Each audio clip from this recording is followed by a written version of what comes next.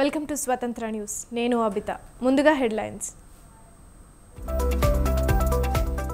Konaseema జిల్లాలోకి CM Jagan యాత్ర.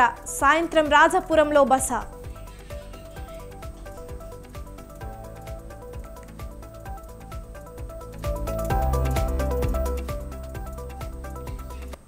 ఉభయ గోదావరి జిల్లాలపై చంద్రబాబు వరుస సమీక్షలు. 2 సీట్ల సర్దుబాటుపై కసరత్తు.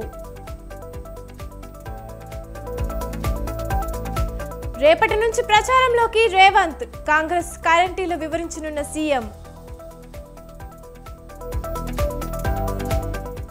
తెలంగాణ భవన్లో బీఆర్ఎస్ కీలక భేటీ. ఎంపీ అభ్యర్థులకు దిశానిర్దేశం చేయనున్న కేసీఆర్. తెలుగు రాష్ట్రాల్లో నామినేషన్ల జోరు. నామినేషన్ వేస్తున్న అభ్యర్థులు. శిల్పా శెట్టి దంపతులకు ఈడీ షాక్. 97 కోట్ల ఆస్తులు అటాచ్.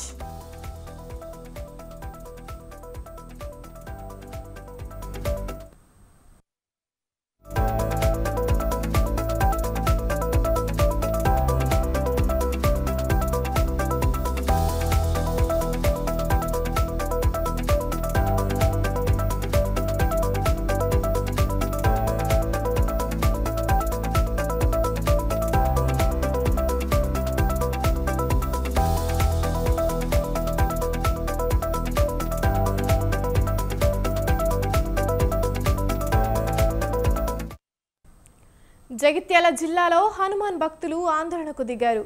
జియో కార్యాలయంలో పనిచేస్తున్న ప్రవీణ్ పట్ల ఆ సంస్థ మేనేజర్ దురుసుగా ప్రవర్తించడంతో నిరసనకు దిగారు. హనుమాన్ దీక్షలో ఉన్న ప్రవీణ్ యూనిఫామ్ ధరించాల్సిందేనని పట్టుబట్టాడు మేనేజర్. అంతటితో ఆగకుండా బైక్ లాక్కొని ఉద్యోగంలో నుంచి తొలగించారు. దీంతో విషయం తెలుసుకున్న హనుమాన్ భక్తులంతా రోడ్డుపై బైఠాయించి పెద్ద ఎత్తున ఆందోళన చేపట్టారు. మేనేజర్ క్షమాపణ చెప్పాల్సిందేనని, లేదంటే అతడిని కూడా ఉద్యోగం నుంచి తొలగించాలని డిమాండ్ చేశారు. రంగంలోకి దిగిన పోలీసులు నిరసనకారులకు నచ్చజెప్పే ప్రయత్నం చేశారు.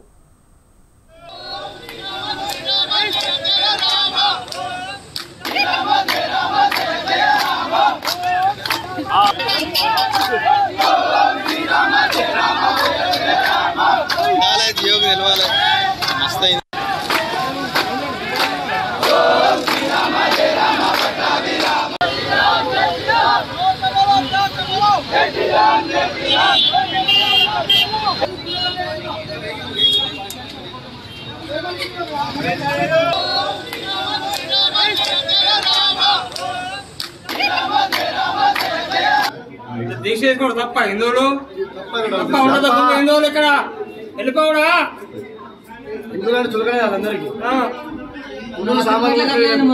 హిందువులు ఆర్డర్ ఇస్తలేరు తీసుకుంటారు హిందువులు. మా సురేష్ సార్ క్రిస్టియన్స్, మేము హిందువులం. మేము మాలేసుకోవడం జరిగింది. అయితే రూట్గా బిహేవ్ చేసుడు, అరైతురై కొట్టుడు, షూ లేకుంటే జాబుకు రాకు అని చెప్పుడు, ఇట్లా చాలా జరిగాయి. భిక్షకు పోతే అర్ధగంట టైం ఇచ్చుడు, ఇలాంటివి చాలా జరిగాయి. నా బండిని నాకు గుంజుకొని షూ వేసుకొని వస్తేనే బండి ఇస్తానని చెప్పిండు. టర్మినేట్ చేసిండు నన్ను జాబ్లోకి వెళ్ళి. దీక్ష చేసుకోవడం తప్ప హిందువులు హిందువులు ఇక్కడ వెళ్ళిపోవడా హిందువులు చులకనే అందరికి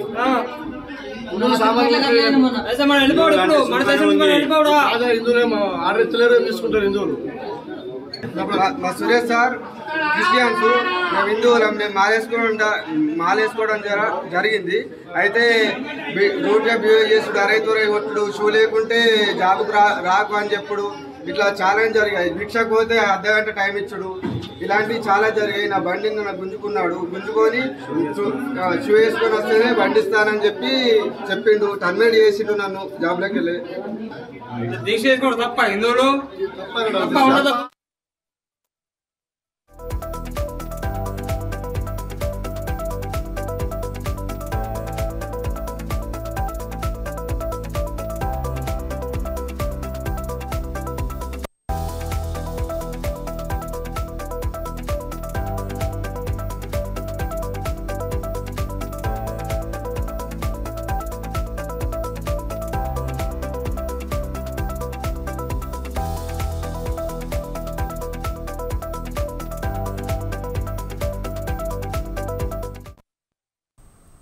పార్లమెంటు ఎన్నికల్లో మాదిగలకు 2 సీట్లు కేటాయించాలని కాంగ్రెస్ నేత మోత్కుపల్లి నరసింహులు డిమాండ్ చేశారు.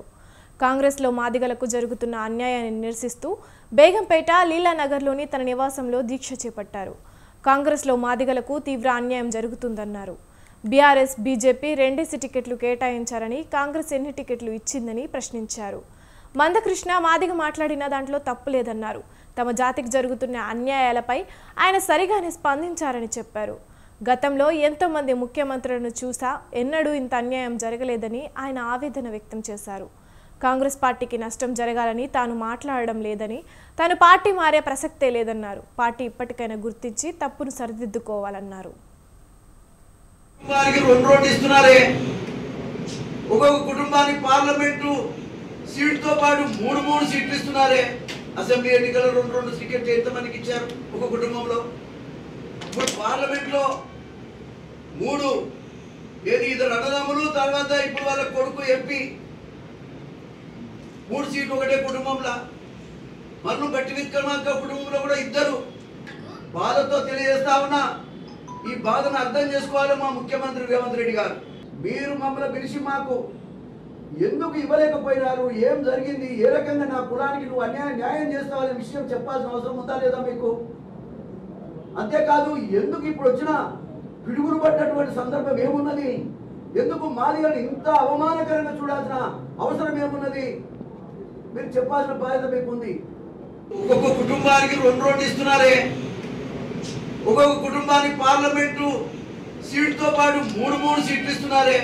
అసెంబ్లీ ఎన్నికల్లో 2 టికెట్లు ఎంతమందికి ఇచ్చారు ఒక కుటుంబంలో? ఇప్పుడు పార్లమెంట్లో 3 ఇద్దరు అన్నదమ్ములు, తర్వాత ఇప్పుడు వాళ్ళ కొడుకు ఎంపీ, 3 సీట్లు ఒకటే కుటుంబంలో. మన్ను గట్టి విక్రమార్క కుటుంబంలో కూడా 2. బాధతో తెలియజేస్తా ఉన్నా, ఈ బాధను అర్థం చేసుకోవాలి మా ముఖ్యమంత్రి రేవంత్ రెడ్డి గారు.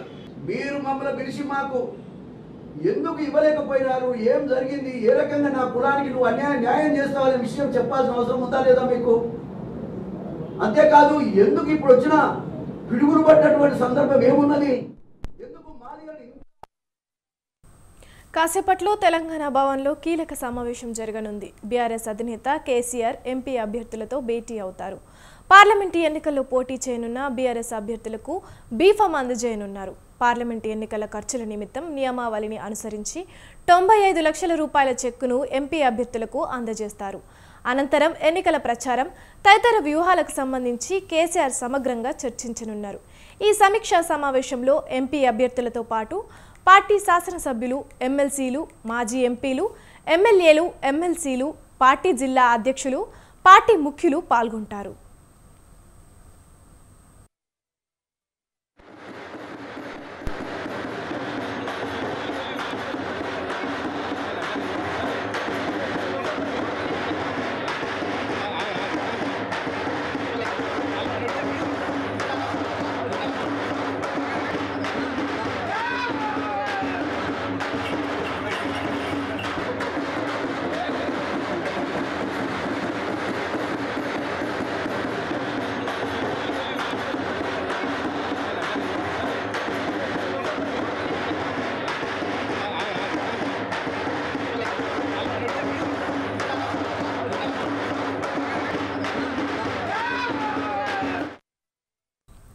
కరువుతో అల్లాడుతున్న రాష్ట్ర రైతాంగం వద్దకు వెళ్లి వారి కష్టసుఖాలను తెలుసుకోవడానికి, వారికి భరోసా ఇవ్వడానికి రాష్ట్ర వ్యాప్తంగా బస్సు యాత్రలు నిర్వహించాలని ఇప్పటికే కేసీఆర్ నిర్ణయించారు. త్వరలో చేపట్టే బస్సు యాత్రకు సంబంధించిన రూట్ మ్యాప్పై పార్టీ నేతలతో చర్చించి తుది నిర్ణయం తీసుకునే అవకాశం ఉంది.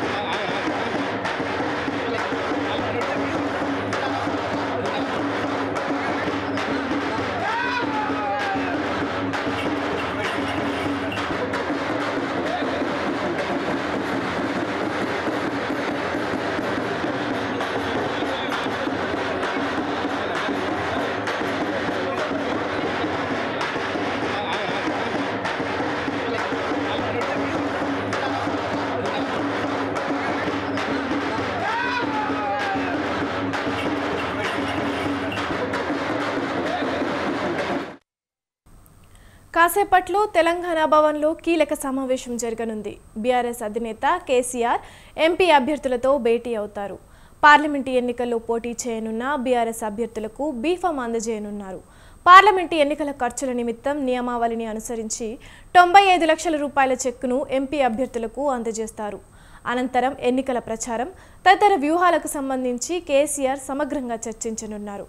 ఈ సమీక్షా సమావేశంలో ఎంపీ అభ్యర్థులతో పాటు పార్టీ శాసనసభ్యులు, ఎమ్మెల్సీలు, మాజీ ఎంపీలు, ఎమ్మెల్యేలు, ఎమ్మెల్సీలు, పార్టీ జిల్లా అధ్యక్షులు, పార్టీ ముఖ్యులు పాల్గొంటారు.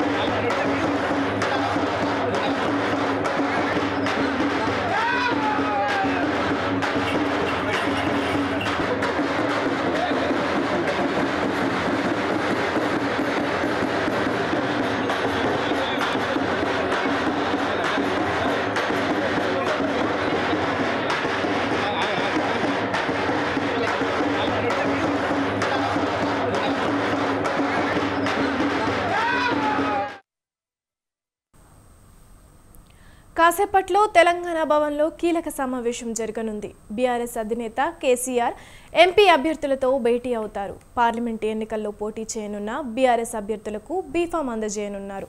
పార్లమెంటు ఎన్నికల ఖర్చుల నిమిత్తం నియమావళిని అనుసరించి 95 లక్షల రూపాయల చెక్కును ఎంపీ అభ్యర్థులకు అందజేస్తారు. అనంతరం ఎన్నికల ప్రచారం తదితర వ్యూహాలకు సంబంధించి కేసీఆర్ సమగ్రంగా చర్చించనున్నారు. ఈ సమీక్షా సమావేశంలో ఎంపీ అభ్యర్థులతో పాటు పార్టీ శాసనసభ్యులు, ఎమ్మెల్సీలు, మాజీ ఎంపీలు, ఎమ్మెల్యేలు, ఎమ్మెల్సీలు, పార్టీ జిల్లా అధ్యక్షులు, పార్టీ ముఖ్యులు పాల్గొంటారు. ఇక ఇదే అంశంపై మరింత సమాచారాన్ని మా ప్రతినిధి సవీన్ ఫోన్ లైన్ ద్వారా అందిస్తారు.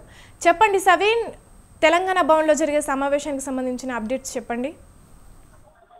మరికొద్ది సేపట్లో బీఆర్ఎస్ అధినేత కేసీఆర్ సమక్షంలో బీఆర్ఎస్ పార్టీ సమావేశం కాబోతుంది. ముఖ్యంగా ఈ సమావేశానికి బీఆర్ఎస్ పార్టీ ఎంపీ అభ్యర్థులతో పాటు ఎమ్మెల్యేలు, ఎమ్మెల్సీలు, రాజ్యసభ సభ్యులతో పాటు మాజీ ఎమ్మెల్యేలు, మాజీ ఎమ్మెల్సీలు, మాజీ కార్పొరేషన్ చైర్మన్లతో పాటు జిల్లా స్థాయిలో డీసీసీబీ, డీసీఎంఎస్ చైర్మన్లు, జిల్లా పరిషత్ చైర్మన్లు, జిల్లా పార్టీ అధ్యక్షులను ఆహ్వానించారు. బీఆర్ఎస్ పార్టీ తరఫున పోటీ చేయబోతున్న ఎంపీ అభ్యర్థులకు బీఫారాలు అందజేయడంతో పాటు 95 లక్షల రూపాయల చెక్కును ఈ సమావేశంలో కేసీఆర్ అందజేయబోతున్నారు. అదేవిధంగా బీఆర్ఎస్ పార్టీ ఎన్నికల ప్రచార వ్యూహంపై బీఆర్ఎస్ అధినేత కేసీఆర్ ఈ సమావేశంలో దిశానిర్దేశం చేయబోతున్నారు. ప్రధానంగా ఇప్పటికే బీఆర్ఎస్ పార్టీకి సంబంధించి బీఆర్ఎస్ అధినేత కేసీఆర్ 3 బహిరంగ సభలు నిర్వహించారు. కరీంనగర్ లో బోయినపల్లి వినోద్ కుమార్ కు మద్దతుగా సమావేశాన్ని ఏర్పాటు చేయగా, చేవెల్లో ఇటీవల కాసాని జ్ఞానేశ్వర్ కు మద్దతుగా సమావేశాన్ని ఏర్పాటు చేశారు. ఇక మెదక్, జహీరాబాద్ పార్లమెంట్ నియోజకవర్గాలకు సంబంధించి ఆందోళన నియోజకవర్గంలోని సుల్తాన్పూర్ లో భారీ బహిరంగ సభను బీఆర్ఎస్ పార్టీ నిర్వహించింది. ఇక రాబోయే రోజుల్లో బీఆర్ఎస్ పార్టీ అభ్యర్థులకు బీఫారాలు అందజేసిన తర్వాత బీఆర్ఎస్ పార్టీ అభ్యర్థుల నామినేషన్ కార్యక్రమంలో BRS party working president KTR తో పాటు మాజీ మంత్రి హరీష్ రావు పాల్గొనే విధంగా బీఆర్ఎస్ పార్టీ కార్యాచరణ రూపొందిస్తోంది. కేటీఆర్, హరీష్ రావు ఎక్కడైతే బీఆర్ఎస్ అభ్యర్థులకు మద్దతుగా నామినేషన్ కార్యక్రమంలో పాల్గొంటారో అదే రోజు రోడ్ షో లేదా పార్లమెంట్ నియోజకవర్గ కేంద్రంలో భారీ బహిరంగ సభను ఏర్పాటు చేసే విధంగా బీఆర్ఎస్ పార్టీ ఇప్పటికీ యాక్షన్ ప్లాన్ రూపొందిస్తుంది. అదేవిధంగా ఈ రోజు సమావేశంలో బీఆర్ఎస్ పార్టీ అధినేత కేసీఆర్ రాష్ట్ర వ్యాప్తంగా బస్సు యాత్రకు సంబంధించి రూట్ మ్యాప్ ను కూడా విడుదల చేయబోతున్నారు. అసెంబ్లీ ఎన్నికల్లో ఓడిపోయిన తర్వాత బీఆర్ఎస్ అధినేత కేసీఆర్ తొలిసారిగా బీఆర్ఎస్ పార్టీ సమావేశంలో పాల్గొనబోతున్నారు. రాష్ట్ర కార్యవర్గ సభ్యులతో పాటు బీఆర్ఎస్ పార్టీకి సంబంధించిన ప్రజాప్రతినిధులు, మాజీ ప్రజాప్రతినిధులను ఈ సమావేశానికి తొలిసారిగా బీఆర్ఎస్ పార్టీ సమావేశంలో పాల్గొనబోతున్నారు. రాష్ట్ర కార్యవర్గ సభ్యులతో పాటు బీఆర్ఎస్ పార్టీకి సంబంధించిన ప్రజాప్రతినిధులు, మాజీ ప్రజాప్రతినిధులను ఈ సమావేశానికి ఆహ్వానించారు. లోక్సభ ఎన్నికల్లో ఇప్పటికే అసెంబ్లీ నియోజకవర్గాల వారీగా ఇన్ఛార్జీలు నియమించిన బీఆర్ఎస్ పార్టీ పార్లమెంట్ అభ్యర్థులుగా పోటీ చేస్తున్న వారికి మద్దతుగా ప్రచారం చేయాలని, వారిని అక్కడే ఉండాలని ఆదేశించింది.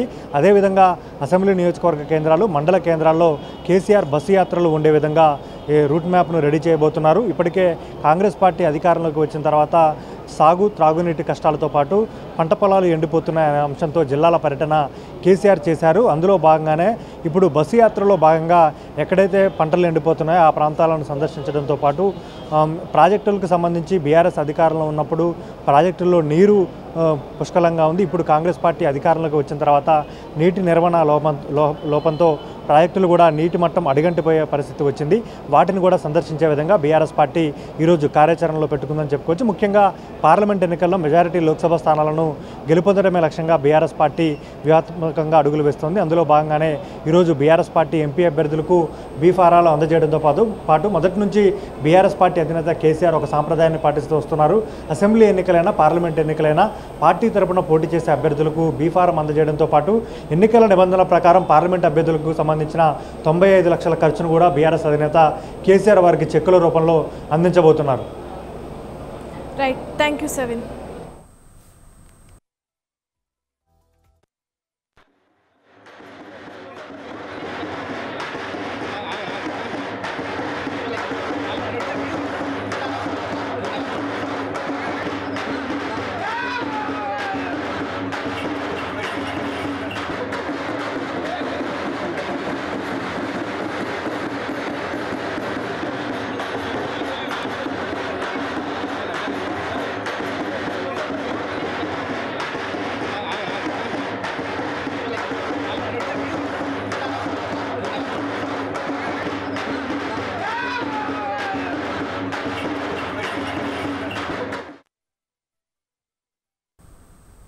ఏపీలో అధికార వైసీపీలోకి వలసలు కొనసాగుతున్నాయి. తూర్పుగోదావరి జిల్లా రాజోలుకు చెందిన జనసేన ఇన్ఛార్జ్ బొంతు రాజేశ్వరరావు వైసీపీలో చేరారు.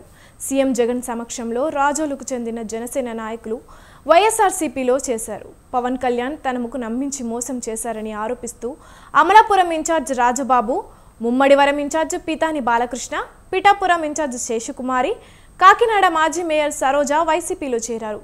వైసీపీలో చేరిన వారిని పార్టీ కండువా కప్పి ఆహ్వానించారు సీఎం జగన్.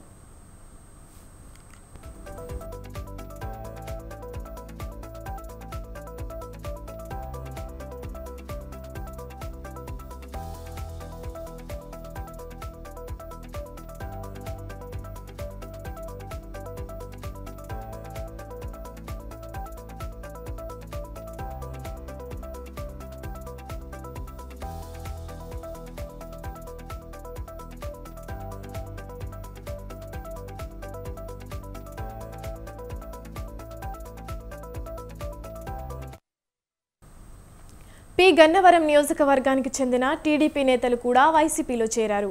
మాజీ ఎమ్మెల్యే గణపతిరావు కుమారుడితో పాటు టీడీపీ సీనియర్ నేత వడ్లమూడి గంగరాజు వైసీపీలో చేరారు.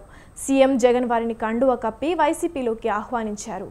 టీడీపీ తొలుత పి గన్నవరం అభ్యర్థిని ప్రకటించి ఆ తర్వాత ఆ సీటుని జనసేనకి చేసింది. దాంతో టీడీపీపై అసంతృప్తితో వైసీపీలో చేరారు.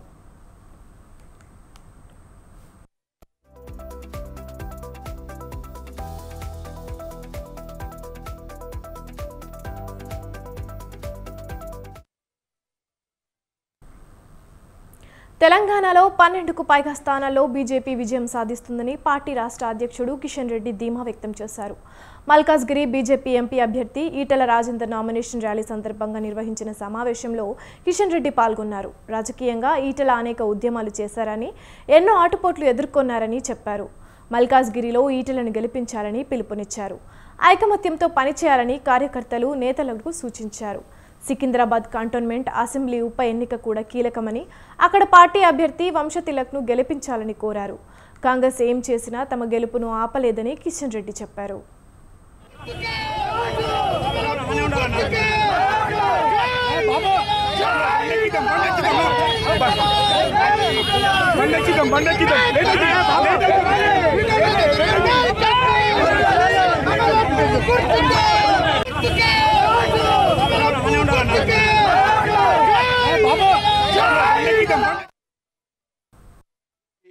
నోటిఫికేషన్ ఈరోజు ఉదయం వచ్చింది. ఈ రోజు నుంచి లోక్సభకు సంబంధించినటువంటి 4వ దశ ఎన్నికలకు సంబంధించినటువంటి నామినేషన్ల ప్రక్రియ దేశమంతా ప్రారంభమవుతూ ఉంది.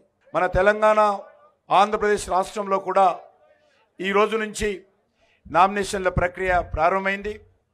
మొదటి రోజే మల్కాజ్గిరి నుంచి మన యొక్క ఈటెల రాజేందర్ గారు నామినేషన్ వేస్తూ ఉన్నారు.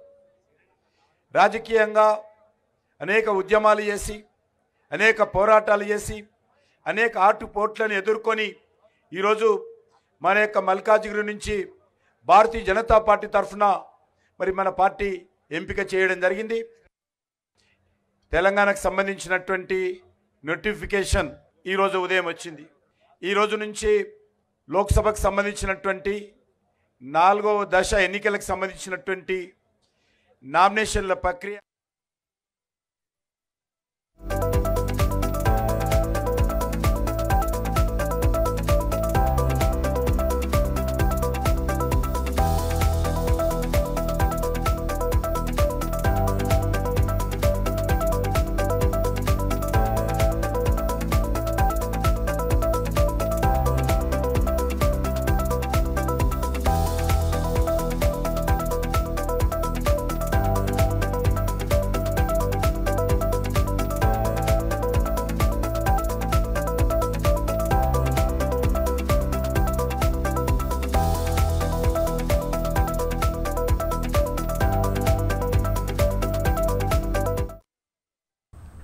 ఆంధ్రప్రదేశ్లో నామినేషన్ల స్వీకరణ ప్రక్రియ మొదలైంది. అభ్యర్థులు ఒక్కొక్కరుగా తమ నియోజకవర్గాల్లో నామినేషన్లు వేస్తున్నారు. ఈరోజు మంచి రోజు కావడంతో పలు పార్టీల అభ్యర్థులు నామినేషన్ దాఖలు చేస్తున్నారు. విజయవాడలో పశ్చిమ నియోజకవర్గం బీజేపీ అభ్యర్థిగా సుజనా చౌదరి నామినేషన్ దాఖలు చేశారు. ఉదయం చిట్టినగర్లో మహాలక్ష్మి అమ్మవారి ఆలయంలో ఆయన ప్రత్యేక పూజలు చేశారు.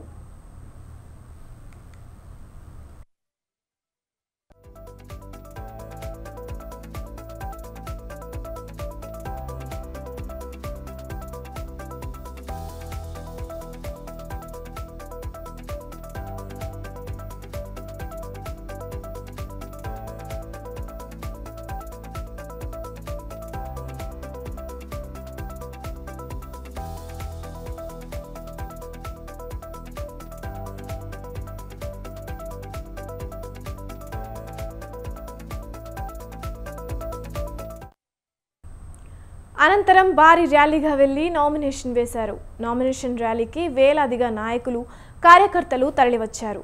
బీజేపీ, టీడీపీ, జనసేన జెండాలు బెలూన్లతో వన్ టౌన్ సందడిగా మారింది. ర్యాలీలో వంగవీటి రాధాకృష్ణ, కోనకల్ల నారాయణ, బుద్ధా వెంకన్న, నాగుల్ మీరా, చెన్నుపాటి శ్రీను, అడ్డూరి శ్రీరామ్, అమ్మిశెట్టి వాసు, రావి సౌజన్య పాల్గొన్నారు.